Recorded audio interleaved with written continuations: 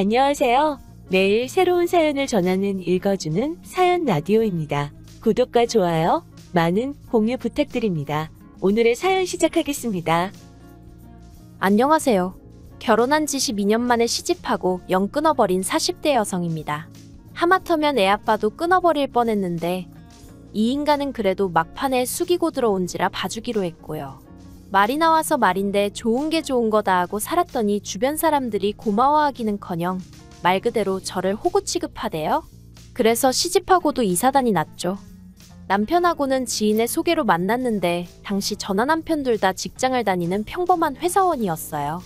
둘이 하는 일도 전혀 달랐고 취미도 다르다 보니 얘기거리랄 것도 없고 그래서 첫 만남이 마지막 만남이겠구나 싶대요. 그래도 주선자 체면도 있고 해서 제가 좀 대화를 주도해보려고 노력을 했어요. 그런데 남편은 그런 제 모습이 좋더랍니다. 쑥맥 같은 자기를 리드해나가는 제가 마음에 들었다나요? 아무튼 그랬는지 어쨌는지는 몰라도 그때야 제가 그런 남편 속을 어떻게 알았겠어요. 그냥 숙제 하나 해결했다 하는 마음으로 헤어졌는데 이후로 남편이 간간히 연락을 해오더라고요. 날씨가 좋다던가 밥은 먹었냐던가 뭐 별 시덥지 않은 내용으로 말이죠. 그런데 그렇게 연락만 주고받은 지 1년쯤 되던 때 제가 회사 일로 좀 크게 마음을 다친 일이 있었거든요. 그걸 알고 남편이 백방으로 나서며 해결사를 자처하더라고요. 그리고 결론부터 말하자면 상황 자체가 나아진 건 딱히 없었어요. 하지만 자기 일도 아닌데 두 팔 걷고 나서는 남편의 모습에 제가 마음의 문을 열었고 이후로 본격적으로 가까워졌네요. 2년 후에는 결혼 이야기까지 주고받게 되었고요. 친정이나 시댁이나 할 거 없이 경제적으로 여유가 없었습니다. 그나마 다행인 건 저희 친정부모님은 두 분 다 오랫동안 직장 생활을 하셔서 노후는 그럭저럭 준비가 되어 있으셨지만요. 문제는 시댁이었습니다. 아버님은 평생 한 번의 대박을 노리며 이 사업 저 사업, 며느리로서 이런 표현이 적절하진 않겠지만 소위 껄떡대기만 하셔서 제대로 돈을 벌어오신 적은 없다고 들었어요. 반면에 어머님은 공장도 다니셨다가 식당 일도 하시다가 지금은 지인들이 불러주면 가서 집안일 좀 도와주고 그렇게 당신 용돈벌이를 하시는 정도였죠. 그렇다 보니 남편의 경우 총 4남매로 남편이 장남이었고 아래로 시동생 하나 어린 신우 둘이 있었는데 각자 번 돈에 얼마씩 각출하여 시부모님을 도와드리는 상황이었습니다. 그러니 결혼할 때 시부모님한테 경제적 지원을 바란다는 건 솔직히 꿈도 못 꿀 일이었죠. 친정에서도 해줄 형편이 안 되다 보니 딱히 서운할 것도 없었고요. 그런데 없으면 없는 대로 하자 그렇게 마음을 먹었는데도 남편이 모아둔 돈은 제가 모아둔 돈의 절반치밖에 되질 않았어요. 저는 대단한 차는 아니었어도 차도 한 대 있었지만 남편은 없었고 그런데 사실 연애 때는 남편이 이 정도로 준비가 안 되어 있는 줄은 꿈에도 생각을 못 했거든요. 그렇다 보니 좀 짜증이 나더라고요. 지금이야 반반 결혼이니 뭐니 그러지만 그때만 해도 그래도 남자가 집까지는 아니더라도 좀 더 해오는 분위기는 있었으니까요. 하지만 이내 그마저도 남편을 탓하지 않았습니다. 사람마다 뭐 서로 다른 사정이 있는 거라고 생각하기로 한 거죠. 그런 것 따진다고 없는 게 갑자기 어디서 생겨나는 것도 아니고 남편 직장은 야근이 잦았기에 남편 직장에서 먼 곳에 집을 구할 수도 없었어요. 그렇다 보니 위치를 선택하고 대신 집 사이즈를 줄일 수밖에 없었죠. 그래서 원룸 전세로 신혼살림을 시작했습니다. 그리고 이후로 정말 알뜰살뜰 열심히 살았습니다. 애라도 생기면 원룸에서 낳아 키울 순 없으니 어떻게든 하루라도 빨리 방두개는 있는 집으로 이사를 가야겠다는 생각뿐이었거든요. 그리고 결혼한 지 1년 좀 넘었을 때 예상보단 조금 일렀지만 어쨌든 눈에 넣어도 아프지 않을 딸애를 임신했습니다. 입덧도 심하고 몸도 힘들었지만 한푼이 아쉬웠던 시기라 출산 직전까지 정말 꾸역꾸역 출근해서 일했어요. 친정부모님이 얼마라도 생활비를 보태줄 테니 관두라 하셨지만 친정부모님 주머니 사정을 뻔히 아는 마당에 넙죽 감사합니다 하고 때려칠 수 없었으니까요. 참고로 이때도 시댁에서는 별말은 없으셨어요. 사실 결혼할 때도 크게 반대를 하신 것도 아니었지만 그렇다고 얼마나 저를 반기셨던 것도 아니에요. 다만 보태주지는 못한다.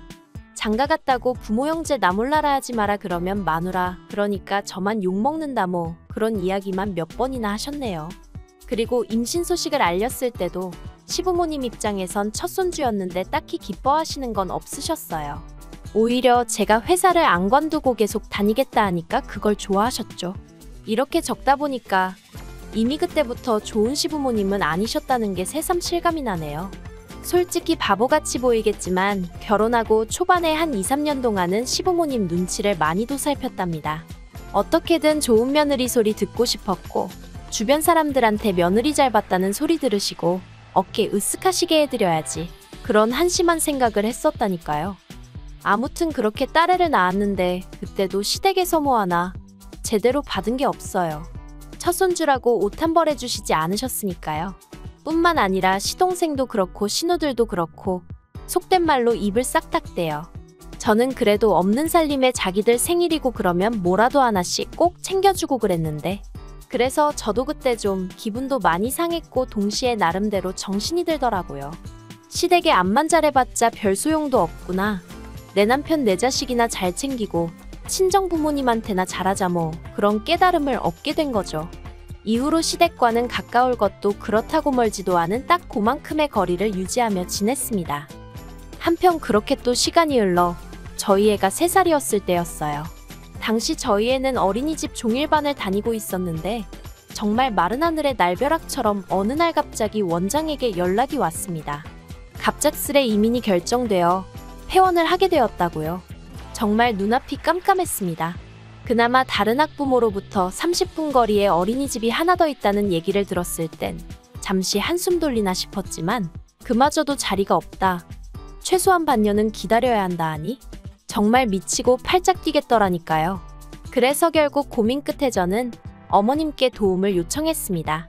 친정은 저희가 사는 곳에서 멀기도 했고 친정어머니께서 허리디스크 수술을 받으신 지 얼마 안 되셨던 때라 아이를 봐주실 만한 상황이 못 되었거든요. 그런데 이렇게 사정을 설명했음에도 어머님은 정말 단칼에 거절을 하셨어요. 허리 수술을 받았다곤 해도 집에서 놀고 있는 거 아니냐, 그런 친정애미 두고 왜 당신한테 이러냐면서 친정애미 고생하는 꼴은 보기 싫고 먹고 살자고 일하러 다니는 시애미한테는 시켜 먹어도 될 것 같냐는 한마디로 억지를 부리시며 말해요. 정말이지 너무 서럽고 서운하대요. 제가 저 편하자고 봐달라는 것도 아닌데. 그런데 여기서 끝이 아니었습니다. 신우들이 번갈아 가며 전화를 해서는 자기들이 오히려 서운하다며 난리를 치는 거예요. 자기들이 가만히 있으니까 자기들 엄마가 만만해 보이냐면서. 그러면서 한다는 말이 솔직히 저희 남편이 결혼하고 나서는 어머님 용돈도 매달 드리는 20만 원을 제외하곤 단돈 10,000원도 더 안 쓰더라며. 결혼 전엔 안 그랬다. 툭하면 시부모님 모시고 외식하러 다니고 쇼핑도 다니고 그랬다. 자기들 오빠가 저 때문에 그렇게 변했어도 어머님도 그렇고 자기들이 다 참아준 건데 이제 애까지 맡기려고 드냐면서 진짜 너무한 거 아니냐고. 정말이지 저도 사람인데 기분이란 게 있잖아요. 어머님이 거절하실 때만 하더라도 그래도 어떻게든 어머님도 나름 서운하셨으니 그렇게 말씀을 하셨겠거니 하고 넘어가려고 했는데 어린 신우들까지 쌍지팡이를 짚고 나서서 목에 핏대를 세우니 저도 너무 열받는 거예요. 그래서 제가 알겠다고 했습니다. 무슨 말인지 잘 알겠는데 싸가지 없는 태도는 좀 고치라고 한마디 덧붙이긴 했지만요. 그리고 제가 이렇게 말했다고 또 난리가 났었지만 아무튼 이때 제 나름대로 마음속에서 상종 못할 사람들이란 생각에 시집 식구들에 대해서 어느 정도 제 마음의 끈이랄까? 그걸 끊어냈어요. 결국 저는 회사를 관뒀고 이후로 집에서 할 수 있는 작은 사업을 시작했습니다. 지금이야 워낙에 흔해졌지만 그때만 하더라도 다른 나라에서 물건 떼다가 온라인에서 파는 게 막상 하는 사람이 많지는 않았거든요. 그래서 이거 잘만 하면 내가 회사 다닐 때만큼은 벌겠네 싶어서 무턱대고 뛰어들었죠. 다행히 남편도 딱히 반대하지 않았고 제가 어디 안 가는 걸 딸애도 알았는지 이후로는 한껏 얌전해져서 집에서 일하는 게 그렇게 어렵진 않았어요. 그런데 저희 애가 초등학교에 들어가던 시기, 그러니까 제 사업도 어느 정도 안정권에 들었었던 그해 두 신우 중 1살 많은 신우가 결혼 상대를 데려왔어요. 어디 회사 다니는 남자라면서 신우가 그 남자 좋아하는 게 아주 얼굴에 쓰여 있더라고요. 그런데 그렇게 가족 인사를 마치고 어머님이 저더러 따로 얘기 좀 하자 하시더니 신우 시집 갈 때 얼마나 대줄 거냐는 거예요. 황당해서 제가 뭘 얼마나 대주냐 했습니다. 그랬더니 그러면 맞이가 돼서는 동생 시집 가는데 한 푼도 안 할 거냐 그러시는 거예요. 그래서 축의금을 말씀하시는 거면 100만 원 생각하고 있다니까 어머님이 해도 너무한다면서 그러지 말고 2천만 원만 내놓으라는데 제가 그럴 돈이 어딨냐 했습니다. 실제로 저희는 직전에 있는 돈 없는 돈 싹싹 긁어모아 아파트로 이사를 했었으니까요. 그런데 어머님이 이사한 아파트에 대출이 없지 않냐면서 그거 담보 잡아 대출 좀 받으면 되는 거 아니냐 하시는데 황당한 걸 넘어서서 화가 나더라고요. 우리한테 해준 게 뭐가 있으시다고 이렇게 당당하게 돈 달라 소리를 하시지 싶은 게 그리고 불현듯 예전에 어머님이 제 부탁에 칼같이 거절하시던 그 얼굴이 떠오르면서 저도 모르게 싫어요 소리가 입 밖으로 나가버렸네요. 이때 남편하고도 처음으로 크게 싸웠습니다. 남편은 아무리 그래도 그렇지 자기 체면도 있는데 그렇게 어머님한테 말하면 어쩌냐며 저를 탓했고 저는 그런 남편에게 그간 마음속에 쌓여있던 응어리를 내보이며 내가 이렇게 당할 때 당신은 뭘 했는데 이제 와서 어머님 편을 드느냐고 미친 듯이 화를 냈죠. 남편이 말하길 제가 그렇게 화를 낼 수 있는 사람인지 그때 처음 알았다면서 아무튼 결국 남편이 미안하다며 신우 결혼에는 100만 원도 안 해도 된다고 저를 어르고 달랬고 그렇게 넘어갔습니다. 신우는 신우대로 저한테 너무하네 어쩌네 난리를 쳤지만 제가 신우더러 아가씨는 우리 결혼할 때 단돈 5만 원이라도 했냐고 따지고더니 더는 아무 말도 못하더군요. 참고로 저희 결혼할 때 신우는 어엿한 사회인이었고 저는 없는 형편에도 신우한테 명품 지갑 선물했었어요. 그런데 이달 초였습니다. 웬일로 어머님한테 연락이 왔어요. 신우 혼수 때 크게 다툰 이후로 어머님과는 유난히 대면대면하게 지내고 있었기에 어머님의 연락이 반갑다기보다는 뜻밖의 일처럼 느껴지대요. 처음엔 받지 말까 하는 마음도 아닌 게 아니라 들었는데 한편으론 내가 뭐 죄졌나 싶은 생각에 전화를 받았습니다. 그런데 어머님 목소리가 누가 들어도 한바탕 운 사람이더라고요. 그래서 놀란 제가 무슨 일 있으시냐 물으니 이를 어쩌면 좋냐 하시면서 막내 신우 소식을 전하셨는데 충격이었습니다. 시집도 안 간 막내 신우가 암이라고 하셨으니까요. 그리고 그날 저녁 퇴근한 남편의 표정을 보아하니 남편도 벌써 소식을 들었구나 싶었어요. 저는 이걸 위로를 해야 하나 아니면 어떻게 해줘야 하나 도저히 모르겠어서 남편이 먼저 말문을 열기만을 기다렸고요. 그랬더니 저녁 식사를 마친 남편이 할 얘기가 있다며 저를 불러 세웠습니다. 그래서 해보라니까 자기가 막내 신우랑 통화를 해봤는데 막내 신우가 저희 사는 동네로 이사를 오겠다고 하더랍니다. 저희 동네에 유명한 병원도 있고 저희 부부가 있으니 좀 의지가 될 것 같다면서요. 전 좀 의아했어요. 솔직히 남편하고 막내 신우야 어떤지 모르겠지만 저랑은 평소에 연락을 한번 주고받는 것도 아니고 막말로 의지를 하고 말고 할 그런 사이가 아니었으니까요. 그래서 그냥 그래 하고 듣고만 있었습니다. 그런데 남편이 하는 말이 그런데 자기도 알다시피 우리 동네가 집값이 싼 건 아니잖아 하더니 그래서 말인데 당분간 우리 집에서 지내라고 하면 어떠냐입니다. 어이가 없어서 그게 뭔 소리냐니까 막내 신우 형편의 집이라고 구해봤자 반지 하나 빌라 정도일 텐데 아픈 애더러 그런 데서 어떻게 지내라고 하냐면서 우리는 방도 하나 남지 않냐 그러니까 여기 와서 있으라고 하는데 제가 미쳤냐고 소리를 질렀어요. 내가 지금 아픈 신우 병수발 들게 생겼냐고요. 그랬더니 남편이 깜짝이야 하더니 저더러 당신이 형제자매가 없어서 그러나 본데 보통 이럴 땐 서로 돕는 게 정상이랍니다. 그러면서 저더러 신우가 와 있으면 저희 애도 봐줄 수 있고 그러면 저도 일에 더 집중할 수 있으니까 좋지 않겠냐는데 아픈 신우가 솔직히 도움이 되면 얼마나 되겠나 싶기도 하고 아무리 따져봐도 까놓고 말해서 저에게 좋을 건 하나도 없어 보이더군요. 그리고 무엇보다 시부모님도 가만히 계신데 남편이 왜 이러나 싶은 게 어이가 없었죠. 그런데 여기서 끝이 아니었습니다. 그날 이후로 남편과는 며칠 동안 서로 없는 사람 취급을 하며 생활을 했는데 그러나 중에 다시 어머님한테 연락이 왔고 저한테 말 그대로 욕을 퍼부으셨어요. 피도 눈물도 없다면서 신우가 죽을 병에 걸렸다는데 그거 좀 옆에 끼고 챙겨주는 게 뭐가 얼마나 힘든 일이라고 그러냐면서 말이죠. 그런데 또다시 어머님이 제가 애 좀 봐달라고 부탁드렸을 때 애는 엄마가 키우는 거다. 네 친정의 미는 뭐하냐 하며 막말을 퍼부으셨던 게 떠오르는 거예요. 그래서 제가 어머님이 하셨던 말씀 똑같이 했습니다. 어머님은 집에서 뭐 하시는데 아픈 딸도 하나 못 거두신다는 거냐고. 어머님 뭐 얼마나 대단한 일을 하고 다니시길래 아픈 딸을 남의 손에 맡기시려 하시냐? 그랬더니 이제 저더러 미쳤냐 돌았냐 하시면서 말버릇이 그게 뭐냐 하시길래 제가 뭐 틀린 말 했냐 했죠. 그리고 이 통화 내용은 다시 남편 귀에 들어갔고 남편이 그날 밤 아주 발악을 하더라고요. 어떻게 자식 때문에 마음고생하는 시어머니한테 그런 막말을 퍼부을 수가 있냐면서 저더러 네가 사람이냐 어쩌냐? 원수한테도 그렇게는 안 할 거다. 그래서 내가 마음고생할 때 당신 식구들은 누구 하나 나리에 걱정해주고 말 한마디 따뜻하게 해준 사람 있냐? 원래 인간관계가 오는 만큼 가는 거 아니냐? 그런데 뭘 해준 게 있다고 당연한 듯 바라기를 하냐? 당신 식구들 너무 뻔뻔하다. 저도 이판사판이다 싶어서 그간 쌓여있던 속마음 죄다 쏟아냈습니다. 막말로 이러다 수틀리면 갈라서면 되지. 남들도 이혼하고 잘만 사는데 나라고 못 살겠냐?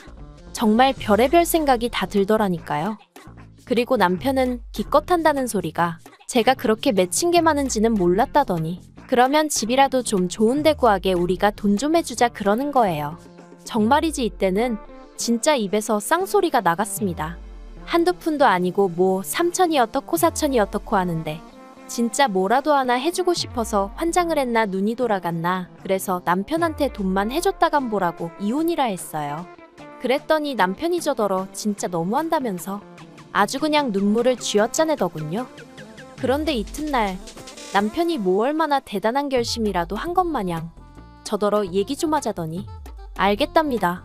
신우랑 같이 살자 소리는 이제 안 하겠대요. 다만 한 동네로 이사 온다는 것까진 자기도 못 말리니 그런 줄 알라는데 곰곰이 생각해보니까 한 동네로 이사 와서 들러붙고 그러면 그건 또 매번 제가 무슨 수로 거절하고 그러나 싶은 게 은큼한 시집 식구들이 나를 상대로 또 잔대가리를 굴리는구나 싶었죠. 그래서 제가 부동산에 집을 내놨어요.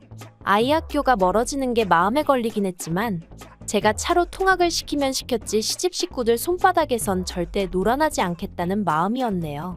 그리고 정말 신이 도왔다고 해야 할지 신우가 이사오고 3일째 되던 날 저희 아파트도 팔렸습니다. 제 예상대로 남편은 한 동네 살면서 저녁 정도는 같이 먹자며 신우를 집으로 부른 상황이었는데 그 식사 자리에서 제가 남편에게 말했어요. 여기 오늘 팔렸고 우리 언제까지 집 빼줘야 된다. 그러니까 이사갈 준비해라. 남편하고 신우 얼굴이 허옇게 질렸다가 남편은 그게 갑자기 무슨 소리냐며 소리 지르고 저더러 너 이렇게 내 뒤통수 치라고 내가 아파트 명의 네 명의로 해준 줄 아냐며 악을 쓰길래 해주긴 누가 해주냐 아파트 사는데 네 돈보다 내가 번 돈이 더 많이 들어갔다 하고 저도 악을 쓰고 신우는 신우대로 울고 짜고 그리고 이 일로 저는 정말 온 시집 식구들에게 욕이란 욕은 다 먹었고요. 어머님은 남편더러 저 같은 거랑 이혼하라셨는데 정작 남편이 이혼만큼은 안 하겠다고 버티대요. 저도 애 때문에 이혼은 솔직히 엄두가 안 나면서도 남편이 하자고 들면 그냥 해버릴 작정이었는데 말이죠. 아무튼 어머님 입에서 이혼 소리가 나올 때마다 어머님한테 그런 소리 마시라며 화를 내는 걸 보니 저 인간도 어지간히 마음이 복잡한가 싶기도 하고 그런데 그러나 중에 아픈 막내 신우가 저희 남편더러 마누라 하나 못 튀어잡냐며 아주 기어오르더라고요.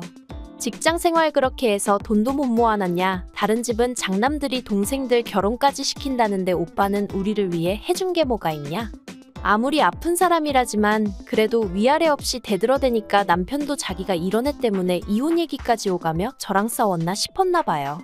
결국 며칠 전에 저한테 이제 시부모님이고 자기 남매들이고 다 관심 끄랍니다.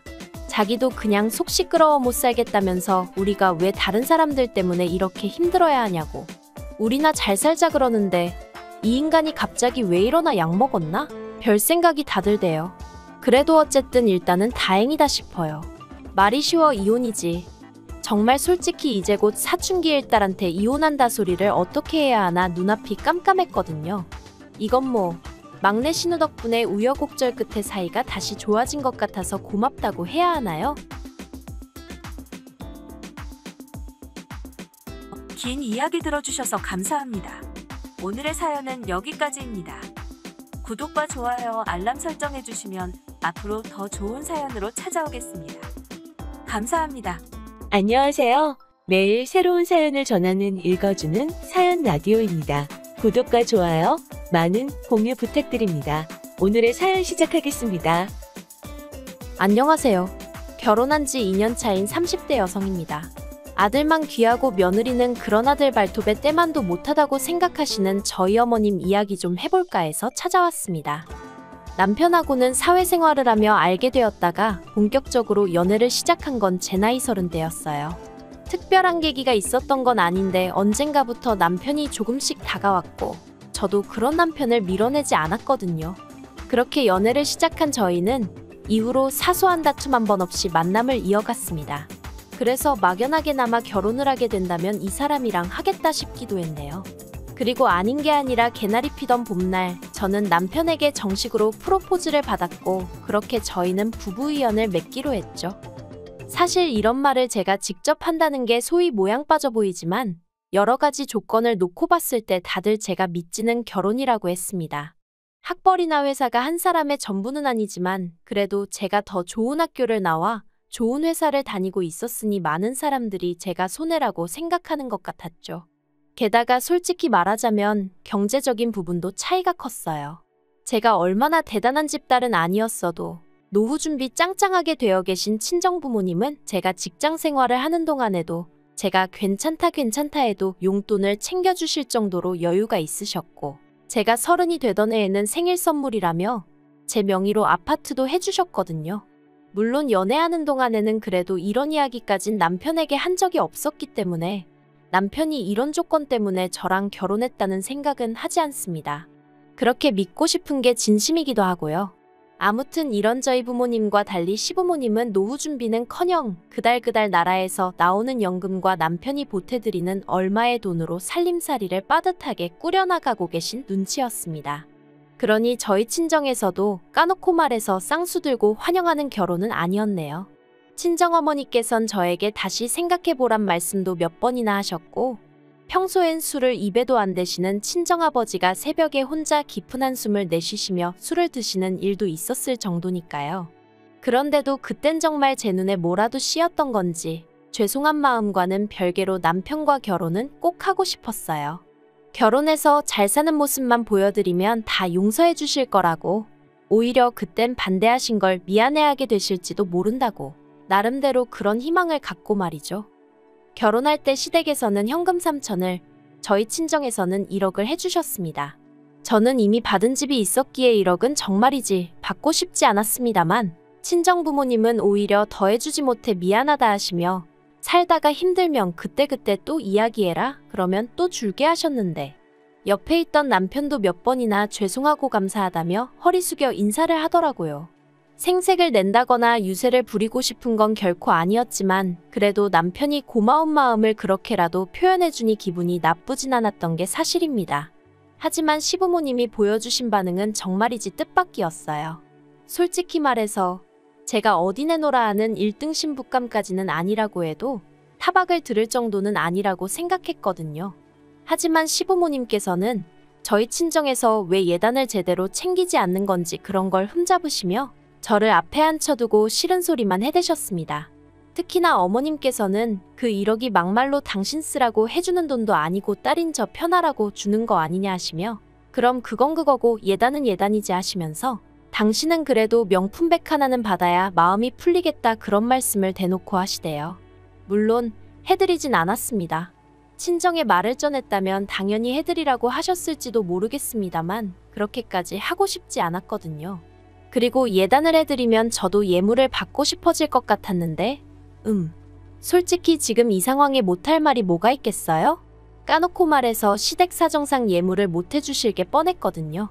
그리고 아무리 결혼할 때 이거저거 따지는 게 보기 안 좋다곤 하지만 그래도 저도 사람인데 못 받을 것 뻔히 알면서 싫은 소리까지 들은 마당에 가방까지 사다 바치고 싶은 기분은 아니었네요.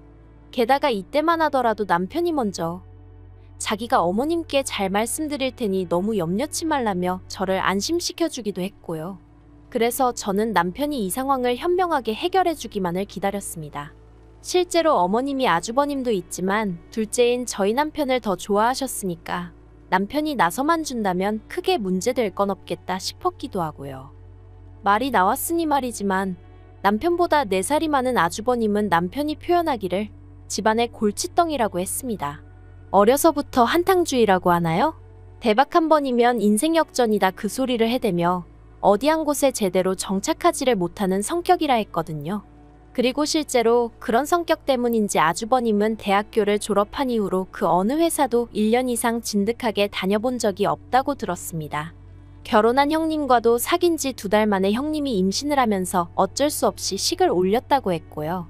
그리고 상황이 이렇다 보니 어머님께선 아주버님은 아픈 손가락, 남편은 유일한 희망모 그런 식으로 대하셨죠. 그리고 저는 어머님이 그토록 둘째인 저희 남편을 사랑하고 아끼시는 만큼 저 또한 그렇게 대해주실 줄 알았습니다. 그토록 소중한 아들이 사랑하는 여자라 하니 분명 그렇게 대해주시리라 믿었죠. 하지만 그건 말 그대로 떡줄 사람은 생각도 않는데 김칫국을 마시는 거나 다름이 없었습니다. 지금 돌이켜 생각해보면 어머님은 저를 당신이 사랑하는 아들을 훔쳐간 여자 정도로만 생각하셨던 것 같아요. 처음에 시댁에 인사를 드리러 갔을 때였습니다. 담담한 표정의 말수가 적으셨던 아버님에 비해 어머님은 얼굴색이 조금은 상기되어 있었고 목소리가 크시더라고요. 그리고 무엇보다도 저에게는 별 관심이 없으셨던 반면 남편한테선 눈을 떼지 못하셨어요. 우리 아들 타지에서 고생이 많다. 먹을 건 잘 먹고 다니냐? 그래도 그때만 하더라도 다른 엄마들이 그러하듯 어머님도 당신 아들이니 좋아서 저러시겠지 하고는 어머님의 말씀이나 행동에 그다지 큰 의미를 두진 않았습니다. 하지만 어머님이 식사를 차려주셨을 때 그때 이게 맞나 하는 생각을 처음 했던 것 같아요. 어머님께서는 아들 온다며 이때도 며느리감을 데려온다고 해서 라던가 그런 말씀은 쏙 빼고 오로지 아들 온다고 해서 라고만 표현하시더라고요. 별거 아닌 것 같지만 좀 서운했던 게 사실이에요.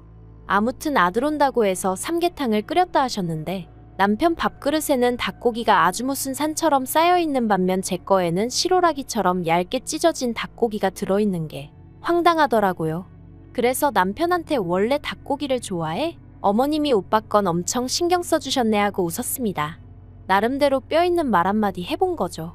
그랬더니 그제서야 남편이 자기 그릇 제 그릇 번갈아 한 번씩 보더니 어머님더러 왜 이렇게 푸셨어요 하고는 자기 고기를 저한테 골라서 덜어주대요. 그러자 어머님께서 저더러 식탐 있냐면서 그렇게 먹으면 살찐다나요. 아무튼 뭐 이건 결혼 전 이야기니까 그냥 그러려니 하고 넘겼어요. 남편 말로는 집에 여자는 처음 데려갔던 거고 그러니 어머님도 어떻게 대해야 하는지 잘 모르셨을 거라나요. 그래서 저도 더는 왈가왈부 따지지 않고 그냥 넘어갔죠. 그리고 결혼하고 나서 좀 친해지면 달라지실 거란 막연한 기대도 있었고요. 그런데 더하면 더했지 덜해지지는 않더라고요. 원래는 처음 1년은 신혼을 즐기다 아이를 가지려고 했는데 결혼한 지 3개월 만에 임신을 했어요. 그런데 제가 먹덧도 심하고 그래서 도저히 회사 생활을 할 수가 없었죠. 회사에 있는 이런저런 제도들을 활용하면 어느 정도 자리 보전을 할 수 있을 수도 있었겠지만 솔직히 낯뜨거워 그렇게는 못하겠더라고요. 그래서 남편과 상의 끝에 일단은 회사를 관두기로 했어요. 복직이야 아이를 어린이집에 맡길 수 있을 때쯤에 하면 된다 싶었고 다니던 회사만큼 네임밸류가 있는 곳은 아니더라도 친정아버지 인맥으로 들어갈 수 있는 회사는 여러 곳 있었기에 이직하는 데는 별 걱정이 없었죠. 그런데 이 이야기가 어떻게 어머님 귀에 들어가게 된 건지 제가 임신 4개월 차였던 때 어머님이 저희 집에 연락도 없이 오셔서는 당신은 첫째 손잡고 둘째 등에 업고 일을 다니셨다던가 요새 젊은 여자들은 야같다던가 뭐 누가 들어도 저 들으라고 하시는 소리구나 싶은 소리만 골라서 늘어놓으시더라고요. 그리고 무엇보다도 제가 정말 서운하게 느꼈던 건 어머님께서 저희 남편 손을 꼭 잡으시면서 혼자 벌어서 군식 구입을 2개나 챙기려면 고생스러워서 어쩌냐 하시는데 저도 그렇고 앞으로 태어날 우리 아이가 군식구라는 건가 생각에 어이가 없고 서러워서 눈물이 핑 돌더라니까요. 그래서 제가 어머님 계신 그 자리에서 대놓고 남편더러 내가 군식구냐 물었어요. 그랬더니 남편이 손사래를 치며 그런 소리가 어딨냐고 너가 원래 나보다 돈도 더 잘 버는데. 그러니까 어머님이 정말 확 기분 나쁜 티를 내시면서 저더러 유세 좀 작작 떨라나요. 남들이 보면 당신이 무슨 재벌집 며느리라도 본 줄 알겠다며. 그래서 저도 어머님 떨어 제가 하고 싶은 말이라고. 남들이 보면 제가 무슨 얼마나 대단한 집에 시집 온 줄 알겠다고 그래버렸어요. 그랬더니 남편이 저더러 아무리 그래도 어머님한테 말버릇이 그게 뭐냐고 한마디 하는데 그게 그렇게 서운한 거예요. 그리고 어머님은 남편의 그 한마디에 의기양양해지셔서는 그때부터 저에게 아주 못됐느니 심보가 고약하니 어쩌니 막말을 퍼부으셨고요. 게다가 그뿐만이 아니었어요. 임신한 지 8개월 차 되던 때 한동안 연락 없이 지내던 어머님께서 웬일로 저희 집에 오셨습니다. 알고 보니 아버님이 저 출산하고 나면 산후조리원에 가야 할 거 아니냐며 어머님을 통해서 200만 원을 보내주셨던 거죠. 워낙 싫은 소리도 안 하셨지만 좋은 소리도 안 해주시던 아버님이라서 정말 뜻밖이었어요. 그런데 어머님은 아버님이 주라는 돈은 안 주시고 계속 이상한 말씀만 하셨습니다. 옛날에는 산후조리원이 어디 있었냐면서 애 낳고 다음 날이면 자리 털고 일어나서 집안일하고 나가서 돈 벌고 그랬다고. 그리고는 저희 친정어머니가 집에서 뭘 하시냐면서 이럴 때 딸 좀 챙겨주고 그러는 게 친정엄마가 할 일 아니냐 그러시더니 아버님께서 200만 원을 마련하시느라 얼마나 고생하셨을지 생각은 해봤냐 어쩌냐. 그래서 제가 아버님께 감사 표시는 제가 따로 하겠다고 딱 잘라 말씀드렸습니다. 그랬더니 어머님도 더는 뭐 생각나는 묘수가 없으셨는지 정말 똥 씹은 표정을 하시고는 봉투를 저에게 건네주시더라고요. 그런데 결정적인 사건은 제가 출산 후 산후조리원에서 나온 날이었습니다. 퇴소 3일 전부터 남편에게 집 좀 치워놔달라고 몇 번이나 부탁을 했었는데 남편이 연달아 야근을 하게 되면서 청소를 못했다고 하더라고요. 그래서 사람을 불러 청소를 하자고 얘기가 되었는데 그 이야기를 들으시곤 어머님이 배가 불렀다며 당신 아들이 외벌이를 하는데 그 돈을 그렇게 쓰냐며 어찌나 호통을 치셨는지 몰라요. 친정부모님이 주신 돈으로 하겠다고 해도 막무가내로 안 된다 하시면서 당신이 치워주겠다고 하시더라고요. 솔직히 아무리 치워주러 오신다지만 내키지 않았어요. 어머님이 더럽다는 게 아니라 아무래도 갓 태어난 저희의 면역력이 얼마나 좋을지도 걱정이었고 엉망인 집안을 보여드리는 것도 싫었으니까요. 그런데 그나마 다행이었던 건 남편이 제 기분을 어느 정도는 이해를 했던 건지 자기가 어머님이랑 청소하는 동안 저는 애랑 안방에 있으라고 하더라고요. 그런데 퇴소 당일 어머님께서 갑작스레 이튿날 오시겠다 연락을 해오셨고 당일에 갑자기 집 청소해줄 도우미분을 구하려니 생각보다 쉽지가 않더라고요. 그래서 결국 거실만 대충 치우고 나머지는 손을 못 댔어요. 그리고 솔직히 짜증이 많이 났어요. 이럴 거면 저랑 애가 조리원에 있는 동안 그냥 계획대로 도우미 불러서 청소하고 정리하게끔 내버려 두시지 왜 그렇게 난리를 치셨는지. 하지만 그때도 어떻게든 좋은 쪽으로 생각하려고 했습니다. 자식들 돈 한 푼이라도 아껴주시려다 이렇게 된 거겠지. 어머님이 설마 일부러 그러셨겠어 하고 말이죠. 그리고 이튿날 어머님이 오셨는데 빈손이 아니셨어요. 남편이 낙지를 좋아한다고 낙지볶음을 해주시겠다나요. 메뉴 듣자마자 솔직히 기분이 상했습니다. 저 출산한 지 한 달도 안 된 상황에 모유 수유하고 있었는데 낙지볶음?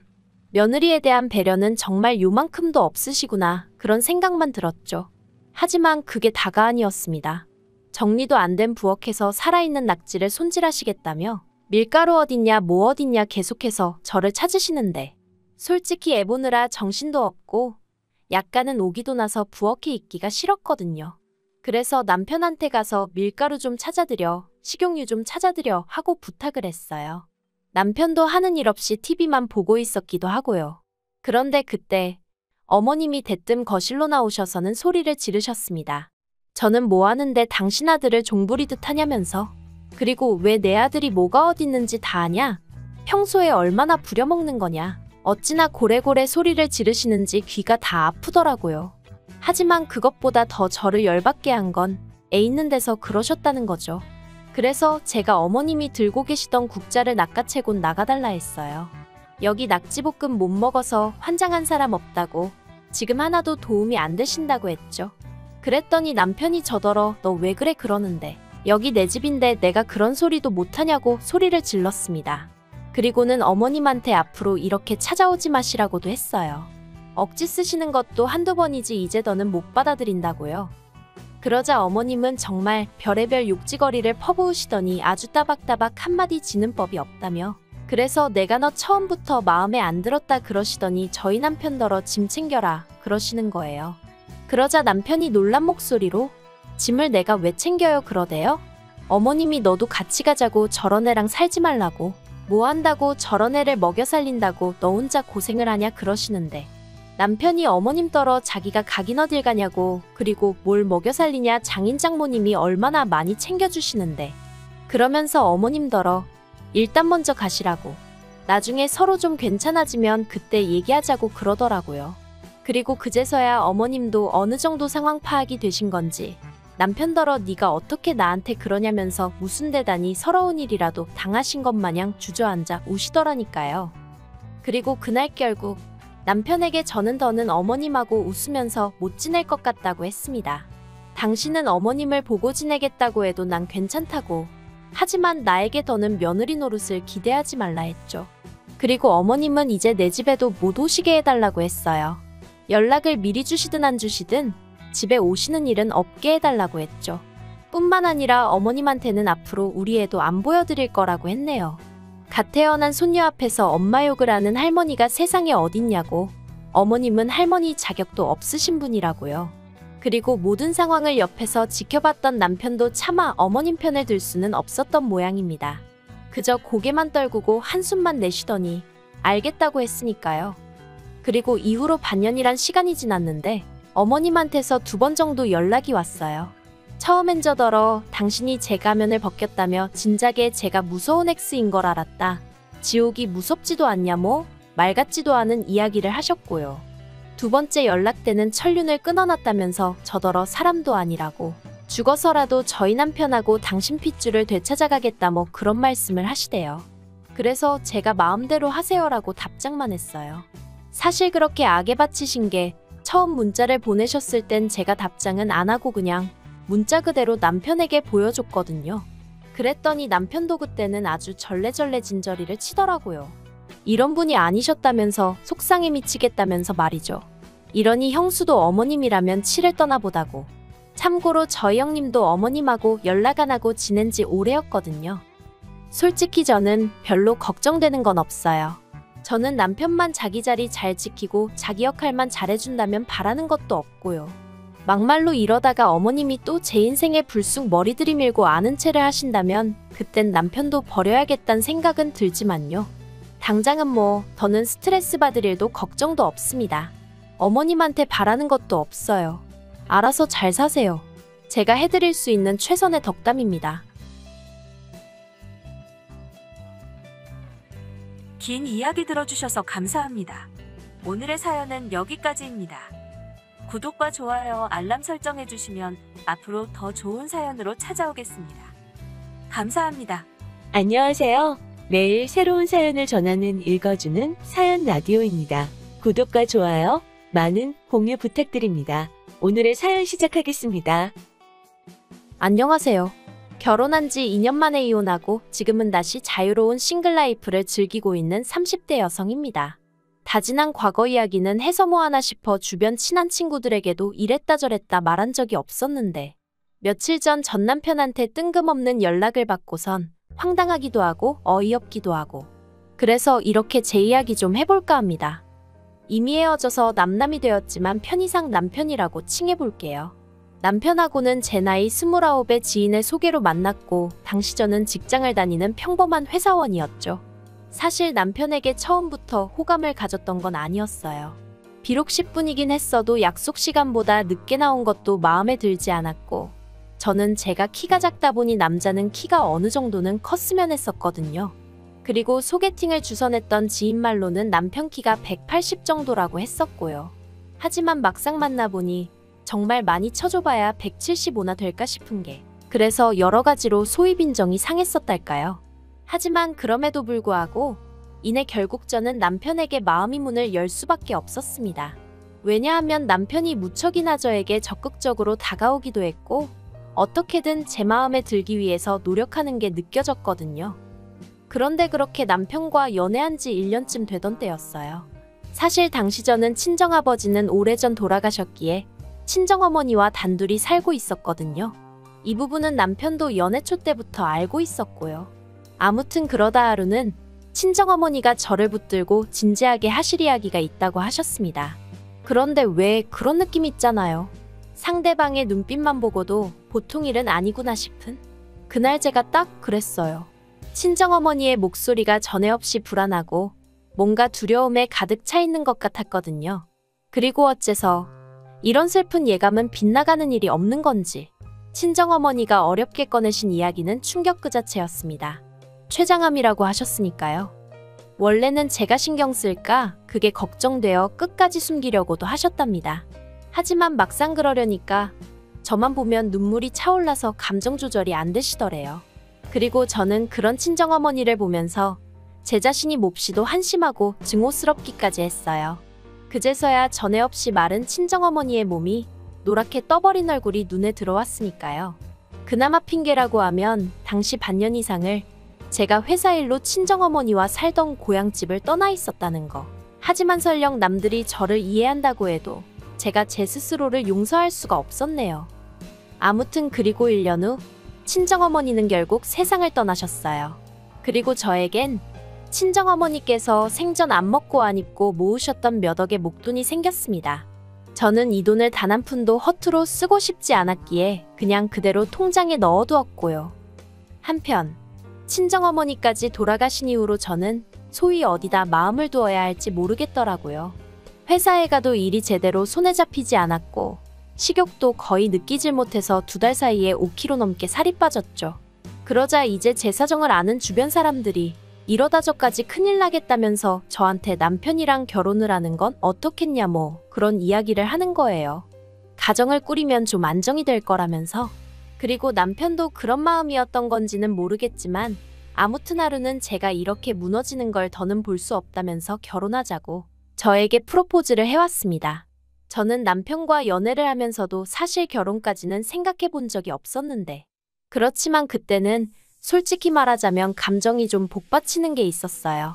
부모님 2분 다 떠나시고 이제 나에겐 이 남자밖에 없다 뭐 그런 생각도 아닌 게 아니라 들기도 했고요. 그래서 남편과 부부의연을 맺게 되었죠. 하지만 막상 프로포즈까지 받고 결혼 준비를 하나씩 시작해보니까 그동안 내가 이런 남자랑 사귄 건가 싶을 정도로 솔직히 생각지도 못한 혹은 제가 예상했던 것과는 다른 부분이 너무나 많았습니다. 일단 시작은 직장이었어요. 남편은 늘 입버릇처럼 말하기를 자기가 모기업에서 IT 개발자로 일하고 있다고 했는데 실은 개발자까지는 아니고 개발자들이 모여있는 사무실에서 그 사람들이 업무에만 집중할 수 있도록 잡일을 도와주는 뭐 그런 정도더라고요. 솔직히 알고 나선 어이가 없었어요. 하지만 남편은 제가 얼마나 자기한테 관심이 없었으면 그걸 착각하고 있었냐며 오히려 제 탓을 하대요. 자기는 예전에 분명히 개발자가 아니라 개발자 비슷한 뭐 그런 일을 한다고 몇 번이나 저한테 말했었다면서요. 그러면서 저더러 제가 대충 들어놓고 왜 갑자기 사람을 거짓말쟁이로 몰아가며 실망이네 어쩌네 하는데 당황스럽기도 하고 정말 내가 잘못 기억하고 있는 건가 싶은 게 아무튼 그래도 이때는 그래 직함이 뭐가 중요한가 중요한 건 성실함과 사람됨됨이지 생각하고 제 스스로를 납득시켰습니다. 한심하게 들리겠지만 솔직히 말하자면 남편에게 세뇌라도 된 건지 괜한 사람을 잡았나 싶은 생각에 미안한 마음까지 들더라니까요. 그런데 그게 다가 아니었습니다. 남편은 시부모님께서 제가 다른 건 다 마음에 드는데 고아라는 게 마음에 걸린다며 저희 결혼을 탐탁치 않아 하신다 뭐 그런 이야기를 전해왔는데 물론 친정아버지야 일찍이 돌아가셨지만 친정어머니는 제 나이 30이 넘어서야 돌아가셨는데 그것도 고아라고 하나 싶기도 하고 그래서 이때 저는 고민 끝에 남편에게 헤어지자고 했어요. 솔직히 정신적으로 이래저래 스트레스도 심했고 제가 달리 바꿀 수 없는 부분을 문제 삼아 결혼을 반대하신다 하니 뭘 어떻게 해야 할지 아예 방법을 모르겠었거든요.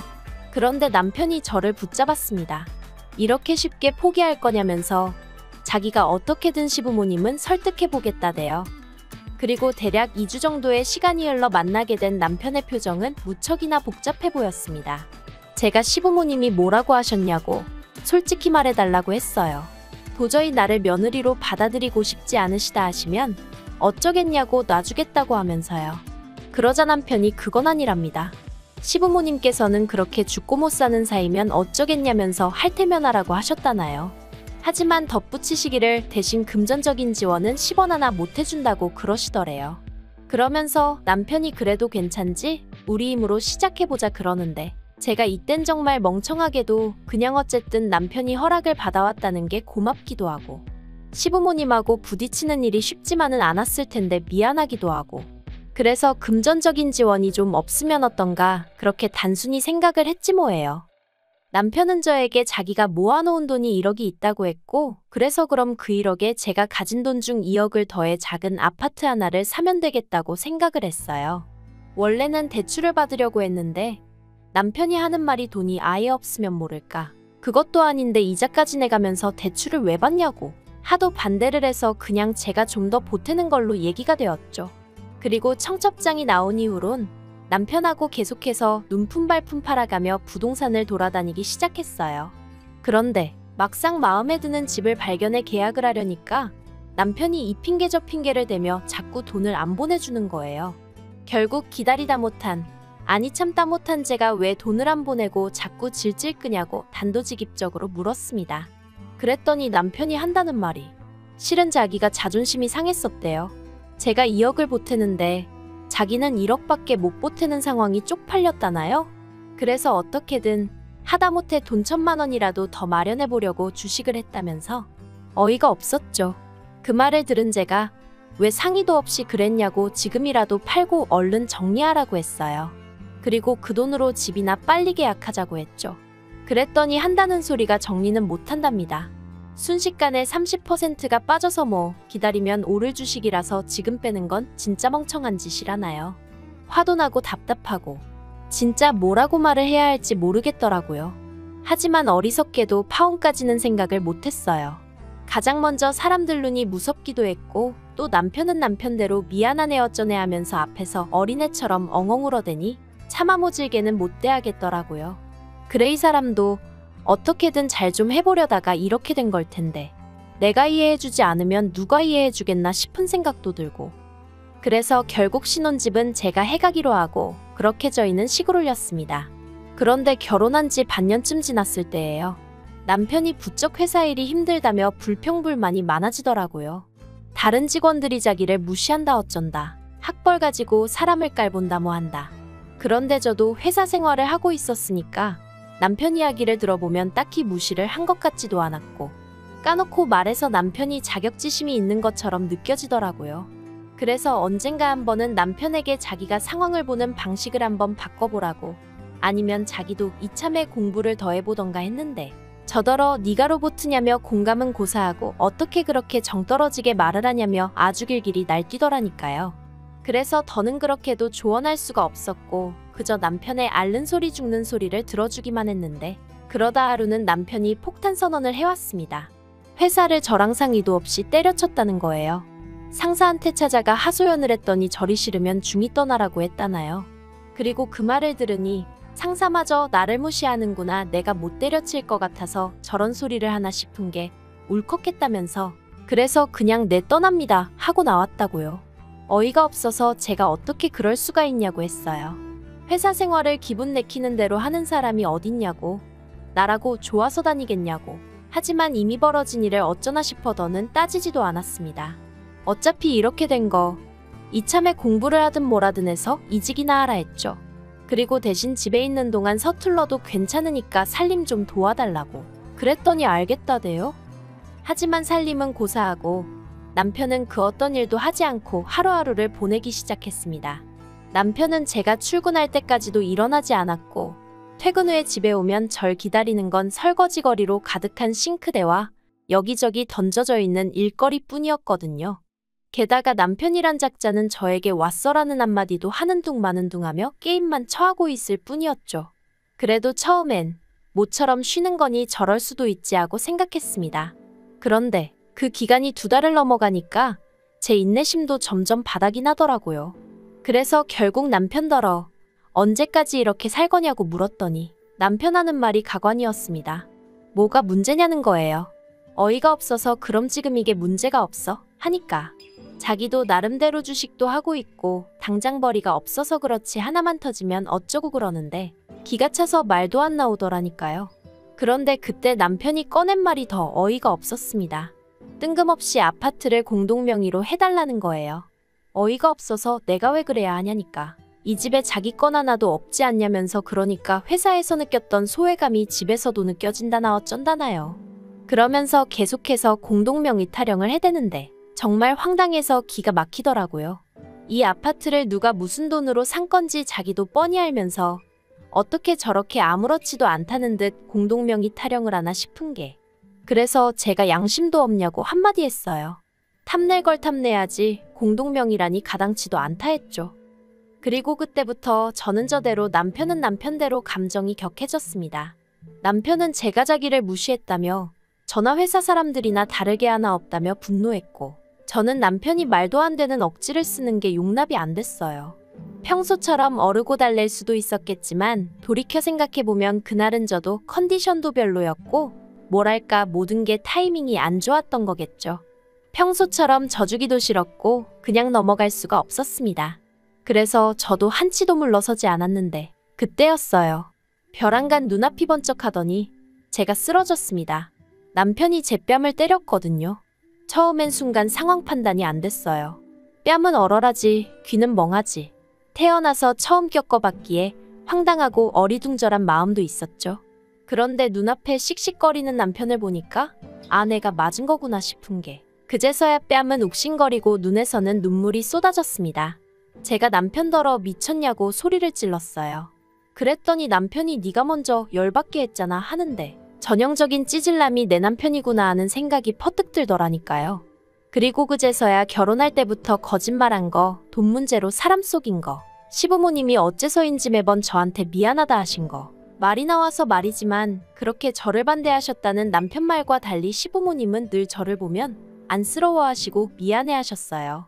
그래서 그땐 반대하셨던 게 마음에 걸리셔서 저러시나 보다 생각했는데 돌이켜 생각해보니까 시부모님은 어쨌든 당신들 아들이 개차반인 걸 알고 계셨던 게 아닌가 싶기도 하고 아무튼 회사를 때려친 이후로는 저한테 기생하며 카드값을 내달라고 하는 것도 부족해서 집 공동명의까지 탐내다니 내가 왜 이런 인간에게 당하면서 살아야 하나 싶대요.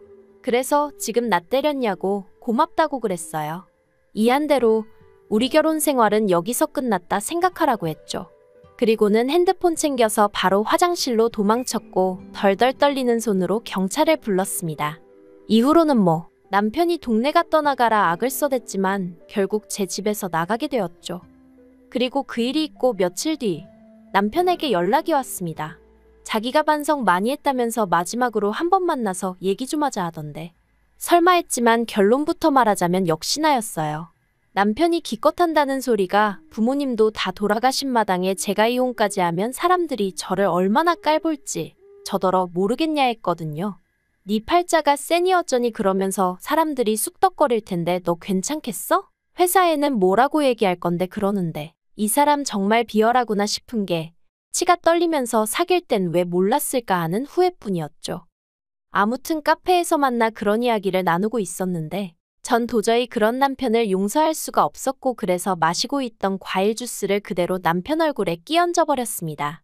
그랬더니 딸기니 뭐니 안에 들어있던 과일 찌꺼기가 그 사람 머리와 안경에 들러붙어 있는데 그 꼴이 우습긴 하대요. 사실 마음 같아선 저도 그 사람 귀싸대기 한 대 시원하게 갈겨주고 싶었죠. 하지만 그러면 이혼할 때 저한테 불리한 일이 있을 것도 같아서 그렇게는 못했어요. 한편 주스 세례까지 받고 악에 바친 남편이 저에게 욕을 퍼부어댔고 결국 카페 사장님이 경찰을 부르고 나서야 저는 남편에게서 벗어날 수 있었습니다. 그렇게 서로 밑바닥까지 다 보여주고 나니 이혼은 오히려 쉽게 했어요. 결혼 생활이 짧아서 위자료 같은 건 못 받았고 그나마 위로가 되었던 건 그 과정에서 남편 재산을 알게 되었는데 주식에 넣었다던 1억은 2천도 안 남아있더라는 거죠. 어머님 아버님은 당신들이 다 뜯어 고쳐놓겠다며 지금이라도 다시 생각해보면 안 되겠냐 저를 설득하려 드셨지만 오히려 그런 어머님 아버님이 더 얄미웠어요. 당신들 아들이 그 모양인 거 뻔히 알면서 또 나한테 떠넘기려고 하시나 싶은 게 그래서 그나마 좀 찜찜한 마음이 있었는데 다 털어버릴 수 있었죠. 그런데 황당하게도 제가 이렇게 글을 쓰게 된 이유이기도 하고요. 엊그제 남편한테 연락이 왔더라고요. 자기가 정말 반성 많이 했다면서 한 번만 기회를 달랍니다. 새 출발하고 싶다면서 그리고 저에게 무슨 든든한 버팀목이 되어주겠다나요? 혼자는 힘들지 않냐면서 이번엔 아이까지 낳고 정말 완벽한 가정을 꾸려보자 이러는데 소름이 끼치더라고요. 그래서 오늘 오전 핸드폰 번호도 바꾸고 집도 내놨어요. 당분간 회사 때문에 어디 멀리 가지는 못하겠지만 제가 죄를 지은 것도 아닌데 숨어 지내야 하나 싶은 심정이네요. 요새 제정신 아닌 사람들 많으니까 조심하는 것도 나쁘지 않겠다 싶어서요. 서글프지만 제 인생 돌아가신 부모님만큼이나 관심 가져줄 사람은 없다고 생각하고 그러니 더 독하게 마음 먹고 살아가렵니다. 긴 이야기 들어주셔서 감사합니다. 오늘의 사연은 여기까지입니다. 구독과 좋아요, 알람 설정해주시면 앞으로 더 좋은 사연으로 찾아오겠습니다. 감사합니다. 안녕하세요. 매일 새로운 사연을 전하는 읽어주는 사연 라디오입니다. 구독과 좋아요, 많은 공유 부탁드립니다. 오늘의 사연 시작하겠습니다. 안녕하세요. 결혼한 지 2년 된 30대 여성입니다. 신우가 걸핏하면 타령에 대는 그 한국 문화 때문에 제가 결국 이혼을 하게 되었어요. 솔직히 어떤 의미론 정말 황당해요. 제가 한국 사람인데 한국 문화 때문에 이혼을 한다는 사실이요. 저는 중학생 때까지 한국에서 자랐고 이후로 친정아버지 사업 문제로 외국에서 지냈습니다. 어느 나라라고 특정해버리면 저를 알아보는 사람도 있을 것 같아서 그냥 외국이라고만 얘기할 테니 양해해 주시면 감사하겠어요. 아무튼 그래도 치안이나 교육적인 면에서 안 좋은 나라는 아니었어요. 그리고 친정아버지 사업도 제법 잘 돼서 비교적 유복한 환경에서 양질의 교육을 받으며 대학교까지 외국에서 나왔습니다. 하지만 이후로 제 진로를 결정하는 과정에서 한국으로 돌아갈 것인지 계속해서 외국에 남을 것인지 고민이 많았어요. 왜냐하면 저도 마찬가지지만 친정부모님 두 분 다 뼛속까지 한국 사람이셨거든요. 그래서 집에서는 늘 한국어를 쓰고 한식을 먹고 그렇게 살았고 그래서 저에겐 한국 문화가 무척이나 익숙했답니다. 물론 학업은 영어로 이어갔다 보니 영어도 한국어처럼 능수능란하게 쓸 수 있지만 아무튼 그래도 내 나라라고 생각하면 한국이 먼저 떠오르는 건 어쩔 수 없었죠. 그래서 한국에서 직장을 구해 살고 싶은 생각이 들었던 거고요. 하지만 막상 한국에 혼자 가려니 엄두가 안 났던 게 사실이에요. 외국에서 지내다 보면 가족과 함께하는 시간이 어쩔 수 없이 길 수밖에 없는데 정게다가 외동이다 보니 다른 주변 친구들에 비해 부모님과 훨씬 더 돈독한 사이를 유지하고 있었거든요. 아무튼 그런 고민으로 결정을 내리지 못하고 있을 때 미국에 어학연수를 온 남편과 처음 만났습니다.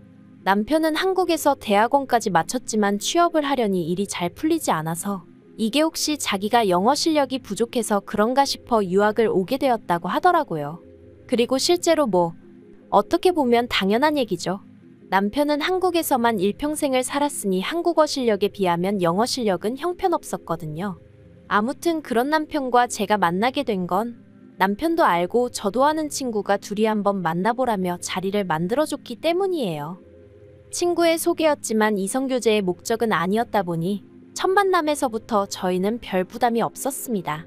뭐랄까 서로 좀 더 편하게 대할 수 있었죠.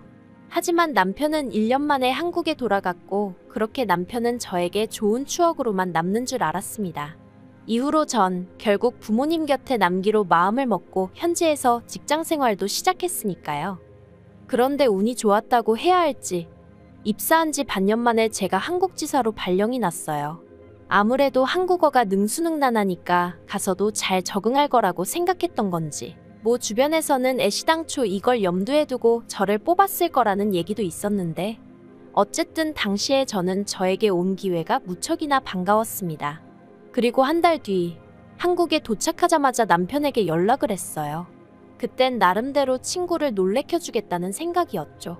그런데 그 연락을 계기로 저희는 하루가 멀다 하고 만나기 시작했고 그렇게 얼마 지나지 않아 연인 사이가 되었습니다. 생각보다 일찍 본사에서 돌아오라는 연락을 받았을 땐 고민 끝에 한국에 정착하기로 마음을 먹고 이직까지 감행했고요. 한편 남편과 사귄 지 3년 만에 남편이 정식으로 프로포즈를 해왔고 저희는 양가 어른들의 축복 속에서 부부의 연을 맺게 되었습니다. 친정부모님도 제가 한국에 남기로 한 것에 대해서 크게 이견이 없으셨고 시부모님께서도 제 그런 결정을 보고 용기 있다며 응원해 주셨지요. 하지만 저를 불편하게 하는 유일한 한 사람이 있었으니 그건 바로 신우였습니다. 남편과 저는 동갑이었고 신우는 남편보다 2살이 어렸는데 솔직히 저는 신우하고 친하게 지내고 싶었어요.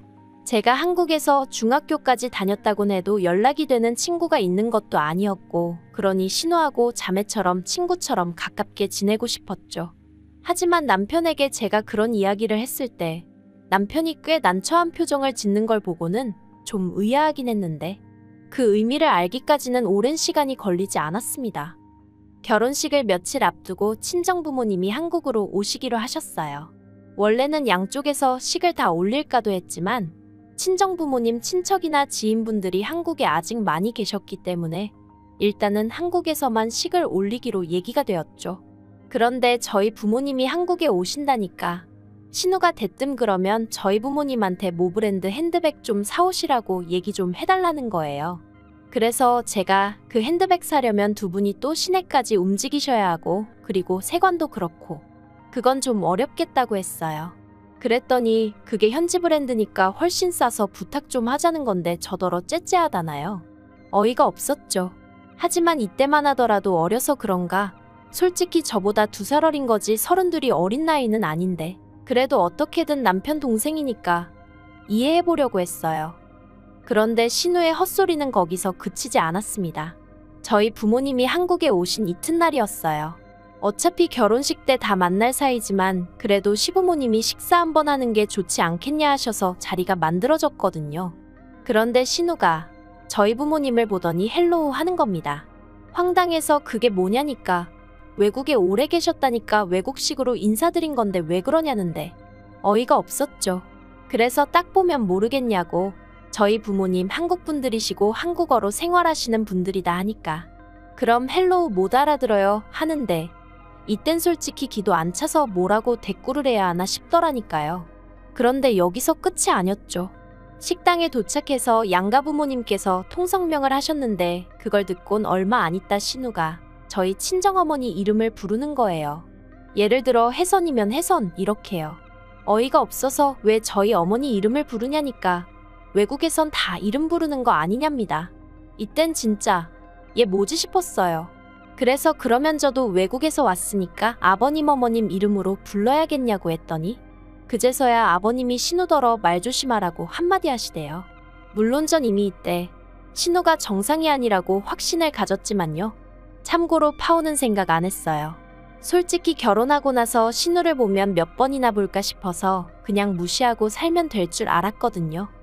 한편 제가 한국에 자리 잡고 1년쯤 되던 해 친정 부모님께서도 하시던 사업을 정리하고 한국에 돌아오시는 쪽으로 이야기가 되었습니다. 제가 후회 안 하시겠냐 했더니 돈도 벌만큼 벌었고 이제라도 한국에서 여기저기 구경 다니며 마음 편히 살고 싶다고 하시더라고요. 그래서 저도 더는 말 안 했어요. 제가 제 인생을 스스로 결정했듯이 부모님도 당신들 뜻에 맞춰서 결정을 내리셨을 테니 제가 할 일은 그저 부모님의 결정을 응원하고 존중해드리는 일뿐이라고 생각했죠. 그리고 특히나 저희 친정아버지 성격이 원래 어떤 일을 하시겠다 정하시면 바로 실행에 옮기시거든요. 그래서 이번에도 바로 3달 만에 사업 정리하시고 한국에 들어오셨어요. 저희 집에서 멀지 않은 곳에 아파트도 사셨고요. 그런데 저희 친정아버지 평생 일만 하시던 분이 갑자기 일도 그만두셨지 사는 곳도 바뀌었지 하니까 여러 가지로 적응하기가 힘드신 눈치셨어요. 본인 말씀으로는 좀이 쑤신다고요. 그래서 결국 들어오신 지 3달 만에 다시 사업 이야기를 꺼내시더니 결국 일을 버리셨죠. 저랑 친정어머니도 어떻게 말릴 수가 없었답니다. 한국에 오시기 전 친정아버지께서는 가게를 여러 개 가지고 계셨어요. 주로 중국이나 인도에서 수입해온 물건들을 파는 가게였죠. 가게 한 곳당 100평 가까이 될 정도로 규모도 작지 않아서 한인들 사이에선 나름대로 이름도 알려져 있었고요. 그런데 이제 한국에 들어오셔서는 반대로 그런 가게들에 물건을 수출하는 일을 시작하신 거예요. 그리고 실제로 그간 쌓아오신 인맥도 있고 여러 가지 이유로 새로운 사업 또한 금세 자리를 잡았습니다. 솔직히 저희 아버지지만 정말 자랑스럽더라고요. 그런데 여기에 신우가 숟가락을 얹고 싶어 할 줄은 몰랐네요. 저희가 결혼하고 1년 좀 넘어서 신우도 결혼을 했는데 심해부가 경제적 능력이 워낙 없는 사람이었어요. 제가 남의 남편을 가지고 왈가왈부하기는 그렇지만 능력도 없고 노력도 안 하는 사람이었죠. 물론 저희 신우라고 딱히 심해부보다 나은 건 없었어요. 그런데 더 웃긴 건 양가에서 이 결혼을 엄청 반대를 했는데 그러니까 둘이 무슨 로미오랑 줄리엣이라도 된 것 같았는지 울고 짜고 중내산의 난리도 아니더라고요. 그리고는 급기야 신우가 어머님 통장을 훔쳐서 심해부랑 도망을 갔다는 거예요. 그런데 어머님 통장에 제가 듣기론 700만 원 남짓 있었다는데 그 돈으로 성인 둘이서 버텨봐야 얼마나 버틸 수 있었겠어요.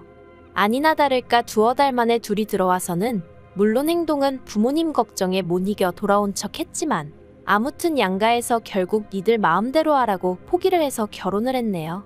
그런데 문제는 그 둘이 괘씸하다고 양가에서 한 푼도 보태주지 않았고 그래서 결국 신우가 심해부랑 자기 친정에 들어가 살게 되었는데 어머님이 심해부 때문에 속된 말로 미치려고 하시더라고요.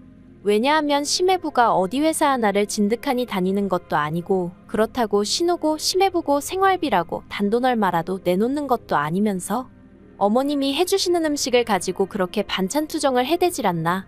어머님이 청소라도 하루 안 하시면 집안이 더럽네 어떻네 잔소리를 해대지 않나. 그게 다가 아니었습니다. 둘 다 성질머리가 고약해선 어머님 아버님이 계시건 말건 그렇게 부부싸움을 해대고 또 밤에는 서로 좋아 죽고 그랬나 봐요. 오죽하면 어머님이 며느리인 저한테 이런 하소연을 하셨겠어요. 그런데 이런 와중에 신우가 어디서 뭘 들은 건지 하루는 저더러 심해부를 저희 아버지 사업에 끼워달라고 하더라고요. 그래서 제가 그건 좀 곤란하다고 딱 선을 그었어요. 사실 아버지께 여쭤볼 수도 있었지만 이미 제가 본 게 있는데 굳이 친정아버지 마음에 부담을 드릴 필요는 없었으니까요. 하지만 신우는 계속해서 가족 좋다는 게 뭐냐 어쩌냐 하더니 급기야는 저더러 외국물 좀 먹었다고 엄청 이기적이네 그러는 거예요. 그런 소리까지 들었는데 저라고 뭐 좋은 소리가 나왔겠어요? 그래서 저도 맞다고 저는 외국에서 자라서 그런지 남한테 아무렇지도 않게 막 부탁하고 신세지려고 하는 사람을 보면 이해가 안 된다고 쏘아붙여 버렸습니다. 그랬더니 신우가 제가 자기를 무시했다면서 있는 대로 억지를 쓰더라고요. 그래도 뭐 거기서 끝났으면 제가 이런 글까진 안 썼겠죠? 제가 정말 신우한테 아니 시댁에 질려버리게 된 건 그 일이 있고 얼마 후에 벌어진 사건 때문이었습니다. 신우가 어떻게 알아낸 건지 추측컨대 저희 어머님이 알려주신 게 아닌가 싶은데 아무튼 저희 친정아버지한테 연락을 드렸더라고요. 그리고는 저희 아버지한테 자기 남편을 좀 써주면 안 되냐고 물어보더랍니다. 하지만 저희 친정부모님은 직접 겪어보시기도 하셨고 제가 신우랑 사이가 영 좋지 못한 것도 알고 계셨거든요. 그래서 제가 달리 전한 이야기는 없었어도 보나마나 제가 내켜하지 않을 걸 아셨다며 그래서 심해부랑 같이 일하기는 어려울 것 같다고 거절을 하셨답니다. 그러자 처음엔 신우가 도대체 뭐가 문제냐며 저희 친정부모님께 따지고 들더니 급기야는 제가 왜 그렇게 이기적인가 외국에서 커서 그런가 했더니 그게 아니라 누구누구를 닮아서 그런 거였네요. 그러더래요. 네, 저희 친정부모님 이름을 불러가며 그렇게 말하더랍니다. 제가 그 이야기를 전해 듣는데 진짜 신우고나 바리고 미쳤나 싶은 거예요. 그래서 바로 시댁으로 쫓아갔어요. 시댁에 도착하니 다행히 시부모님도 계시고 신우랑 심해부도 있더라고요. 그래서 제가 그간 있었던 일을 그대로 시부모님께 말씀드렸습니다. 그러자 일단 아버님이 정말 크게 노하셨어요. 신우더러 제정신이냐고 사돈 어려운 줄을 모르고 어떻게 그런 짓거리를 했느냐면서 그리고는 저에게 정말 미안하다. 너를 볼 면목이 없다 하시며 사과를 하셨죠. 하지만 신우는 계속해서 툴툴거리며 자기도 너무 화가 나서 그랬다는 둥 서운해서 그랬다는 둥 끝까지 실수했다. 미안하다 소리는 안 하대요. 하지만 제가 더 어이가 없었던 건 그 와중에 어머님이 보이신 반응 때문이었어요. 은근슬쩍 하시는 말씀이 신우가 지나치긴 했지만 그래도 당신도 좀 서운하시답니다. 신우랑 심해부 때문에 자기가 이렇게 힘들게 지내는 걸 뻔히 알면서 당신을 생각해서라도 좀 아버지한테 말 좀 잘해줄 수 있는 거 아니냐고요. 그 말을 듣는데 정말 머리가 띵하대요. 아무튼 그런 와중에 미리 제 연락을 받았던 남편도 시댁으로 왔고 전 솔직히 이제 상황 정리되고 집에 가면 되겠구나 생각했어요. 그런데 충격적이게도 남편이 슬며시 자기 식구들 편을 들기 시작했습니다. 저더러 한국을 오래 떠나 있다 보니 한국 문화를 많이 잊은 건 사실이지 않냐면서 한국에선 원래 식구들 중 이렇게 힘들어하는 사람이 있으면 먼저 나서서 도와주고 그러는 법이랍니다. 그러면서 막말로 신우가 그냥 돈을 달라고 하는 것도 아니고 심해부가 가서 일을 하고 정당한 대가를 받아오게 해달라는 건데 가족이 돼선 그게 어렵냐는 거예요. 그리고 신우가 저희 부모님에게 막 한 건 실수한 게 맞지만 저도 이렇게 시댁의 멋대로 쫓아오고 그러지 않았냐면서 저도 시부모님께 잘못한 거라고 그러니 서로 없었던 일로 치면 될 것 같다나요? 정말 듣는 내내 이 남자가 내 남편이 맞나? 내 남편이 원래 이런 사람이었나 싶은 게 너무너무 실망스럽고 화도 나고 분하고 맞네 틀리네 그런 얘기도 하고 싶지 않았어요. 시댁 식구들한테 둘러싸여서 제가 무슨 말만 하면 한국 문화가 어떻고 해야 되니 답이 없다 싶었거든요. 그래서 남편더러 당신 말대로 내가 한국 문화를 다 까먹었나 보다고. 그런데 별로 알고 싶지도 않다 해버렸네요. 개인주의니 이기적이니 뭐라고 해도 그게 나한테 훨씬 득이 되는 것 같으니 계속 지금처럼 살아야겠다고. 그리고 이제라도 각자 편한 대로 사는 게 좋지 않겠냐며 헤어지는 편이 낫겠다고 했죠. 그러자 그제서야 남편이 난리가 났어요. 갑자기 헤어지자니 그게 무슨 소리냐면서 자기는 저랑 못 헤어진답니다. 하지만 전 그게 왠지 저에 대한 사랑보다는 저로 인해 얻게 될 남편이 그토록 갖고 싶어 하던 비자 때문이란 느낌을 지울 수가 없더라고요. 그래서 이후로 몇 날 며칠 남편이 저에게 매달렸지만 마음을 굳게 먹었습니다. 원래대로면 다음 달 무렵부터 행정수속을 밟으려고 했는데 여러 가지로 계획이 많이 틀어지고 수정되겠네요. 그래도 후회는 없어요. 어떻게 글을 맞춰야 하나 싶은데 저도 제가 한국 생활을 이런 식으로 마무리하게 될 줄은 꿈에도 상상하지 못했습니다. 하지만 어쨌든 제 직장 있겠다, 부모님 계시겠다. 크게 겁나는 일은 없네요. 오히려 남편과의 관계까지 정리되고 나면 진정한 의미로 제 한국 정착기가 시작되는 거 아닐까요? 그렇게 좋은 점만 보고 긍정적으로 제 갈 길을 가볼 생각입니다. 긴 이야기 들어주셔서 감사합니다. 오늘의 사연은 여기까지입니다. 구독과 좋아요, 알람 설정해주시면 앞으로 더 좋은 사연으로 찾아오겠습니다. 감사합니다.